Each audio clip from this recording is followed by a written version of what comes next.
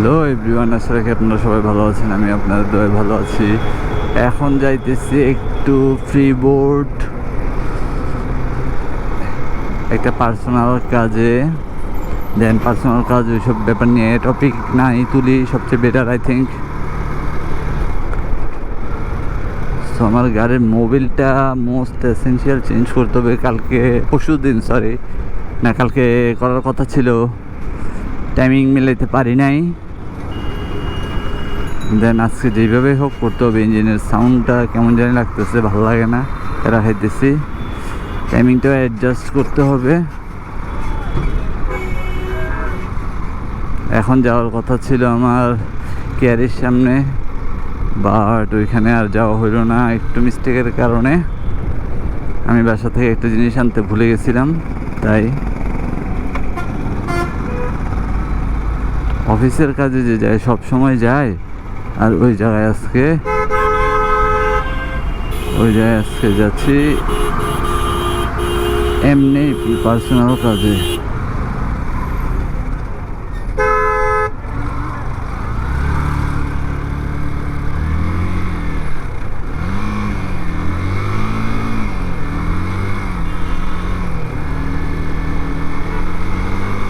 তো যাবো, গিয়ে দেন চলে আসবো আবার। ওইখানে ডেট করবো না, 5-10 মিনিটের ব্যাপার।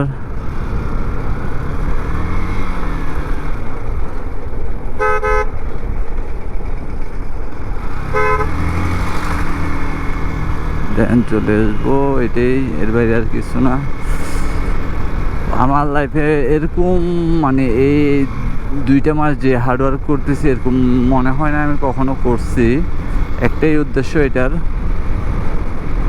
আল্লাহ যেন আমার ওইটা বরাবর পরিপূর্ণ করে। সবাই দোয়া করবেন।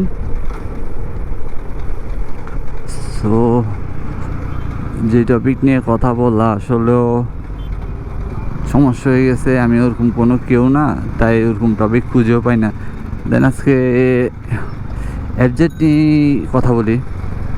বর্তমানে অনেকেই বলে দেখলাম যে আমি অ্যাবজেক্টের নাকি টান নাই, টপ স্পিড নাই। হ্যাঁ, আমি অ্যাবজেক্ট চলাই তাই অ্যাবজেক্টের গুণ বলবো, তাই না? ওটি মারতে গেলে অ্যাবজেক্ট দিয়ে প্যারা খাইতেই যায়। প্যারা খাইতে কি মানে মারা যায় না, ওভারটেক করাই যায় না বলা যায়। তারপরে বাকিটা মনে করেন এটা নিজের উপর নিজে যদি ওরকম করে নেয়, বানায় নেয় গাড়িটাকে, তাইলে একটু বাড়ে। আর বর্তমানে সবাই বলে যে মানে বাইক কিনতেছে, আপনার বাইকের এই প্রবলেম দিচ্ছে, চাকা রানিং অবস্থায় নতুন গাড়ি রিম বাঁকা হয়ে যেতেছে, এই সেই অনেক কিছু আমি নিজেও দেখতেছি অতি বাস্তবে। এটা আসলে বর্তমানে বাইকগুলো আসতেছে যেগুলো বিল্ড কোয়ালিটি, আমি যতটুকু দেখলাম 2019-এর পর থেকে বাইকগুলো আসতেছে যে ওগুলার কোয়ালিটি বিল্ড, ওগুলা যতই চেষ্টা করুক যতই কিছু করুক ওইটাতে আপনার 8-10 এর উপর টপ আসে না। আর আমার এটাই আমি আল্লাহ রহমতে 134 পাইছি টপ। আমার এটা আপনার 17 মডেল 18 কিনা, মানে টান দিলে 120+ এমনি তো আসেই, মানে ইজিতে 29-30 এইটাও এমনিতে আসে। 34টা হইলেও একটু প্রথম টানাটানি করতে হয়। এই জিনিসটা আমি বললাম আমার পুরো স্টক, কোনো হাত দিয়ে নেই, রেসিং কয়েল প্লাগ কিছুই লাগাই নাই। জাস্ট আমি ব্রেকিংয়ের জন্য একটু আপডেট করা RCB লাগানো, এর বাইরে আর কিছু না। বাট 134 আসছে, তো এখন টায়ার সেকশনটাও চেঞ্জ করছি, এখন রেসিং কয়েল প্লাগ চেঞ্জ করব। বাট বাইকের একটা প্যারা নিয়ে আসছি, অনেক প্রবলেমে টেনশনে আছি, আমি শিওর না। তাই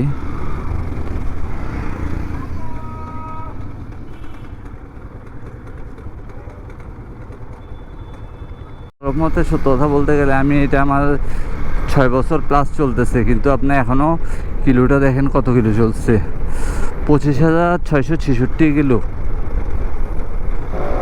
আমার আসলে বাইক ওইভাবে রাইড করা হয় না, অফিসিয়াল কাজ আর ট্যুর প্রায় 1.5 বছর হয়তো ট্যুর দেই না।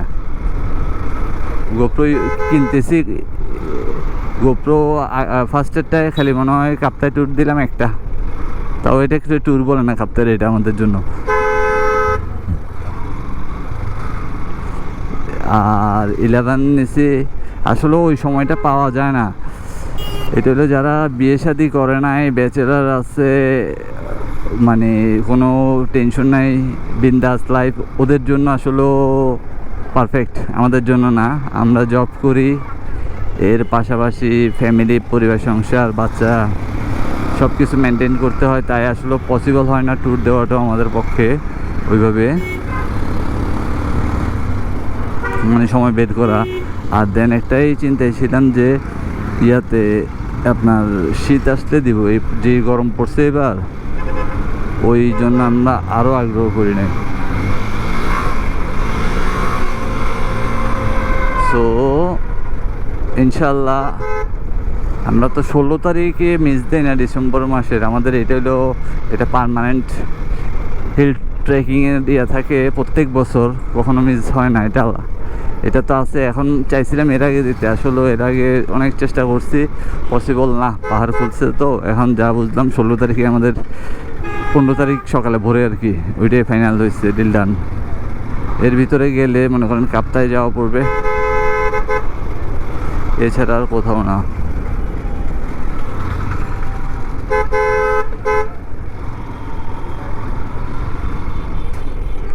সো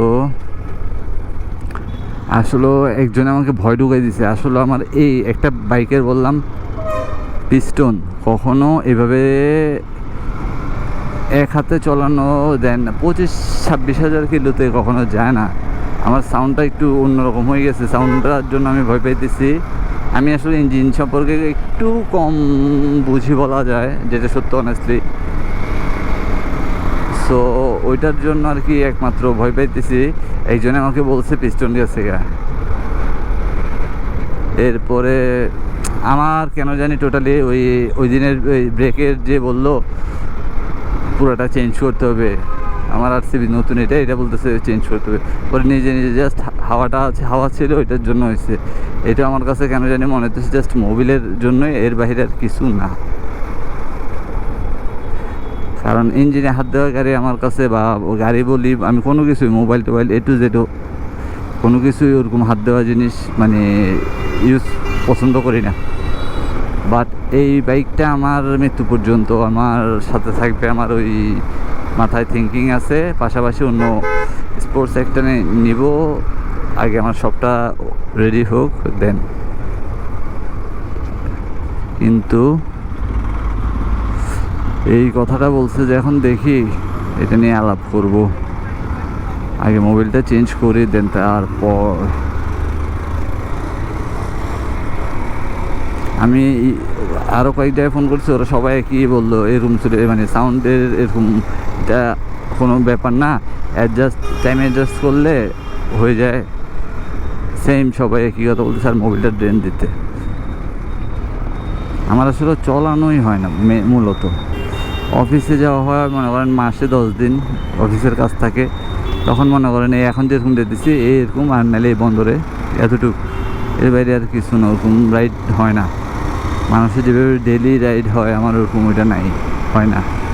আমি এছাড়া বেরোও হয় না,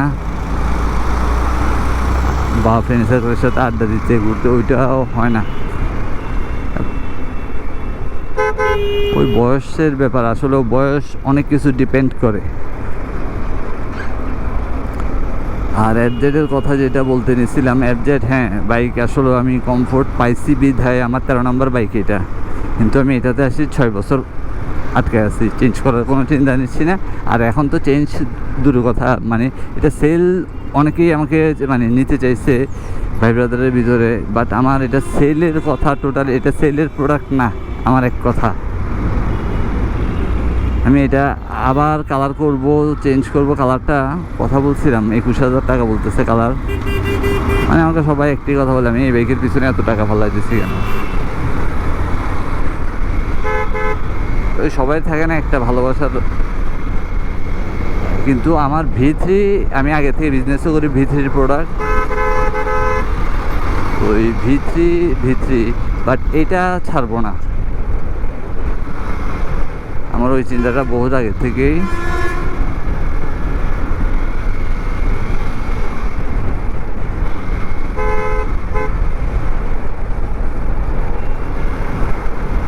সো দেখা যাক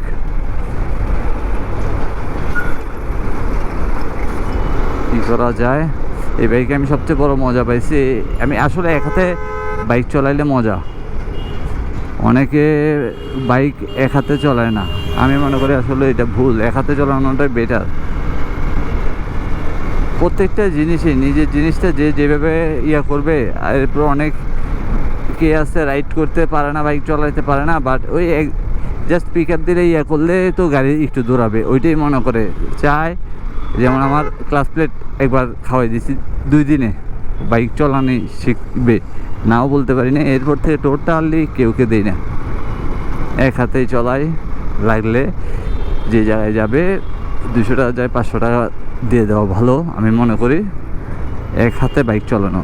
আর ইউজড বাইক কিনলে আমি মনে করি যারা নতুন বাইক কিনছে লাইফে ওই বাইকটা কখনো ওদের থেকে কিনা নাই, যারা বাইকার রাইড করে রেগুলার ওদের বাইক কেনা, কারণ নতুন যারা কিনে তাদের অনেক, এটা আমারও, এটা সবারই। আমি এখন আল্লাহর রহমতে আমার V2 এটা 6 ইয়ার প্লাস, বাট তাও আমি এখনও মাইলেজ 45 থেকে 48 পাই আল্লাহর রহমতে। অনেকে দেখলাম মানে আমার এই টপ স্পিডের ভিডিও দেখেও অনেকে বলতেছে মিটার প্রবলেম। আরে ভাই মিটার প্রবলেম করে লাভ কি, আমার মিটার প্রবলেম করে আমি যেরকম বলে হ্যাঁ।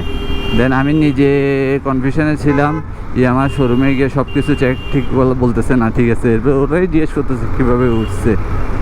আমি বলছি অনেক কষ্ট হয়েছে, একবারে উঠে নাই, টানাটানি করতে করতে ভোরবেলা বেরোই টানাটানি, এখন আর সেই ভোরবেলা বের হওয়া হয় না, স্মৃতি রয়ে গেছে। সো আমার কাছে আসলে যেটা হ্যাঁ রেডি পিক আপটা যদি থাকতো তাহলে আর কোনো প্যারা ছিল না, বাট এমনি ওভারঅল ঠিক আছে সিটি রাইড কমফোর্টের জন্য। আর বাজেট আরও বেশি থাকলে এর চেয়ে আরও বেটার বাইক আছে, এই বাজেটের কথা বলতেছি। সো এতটুকুই, আমি যার কাছে আসছি একটু দেখি ফোন করে, ওর লোকেশনটা আমি চিনি না। সো গুড বাই, টাটা, আল্লাহ হাফেজ, সবাই ভালো থাকবেন, সুস্থ থাকবেন, বাকিটা একটু পর কথা বলবো এই ব্যাপারটা নিয়ে, টপিকটা নিয়ে।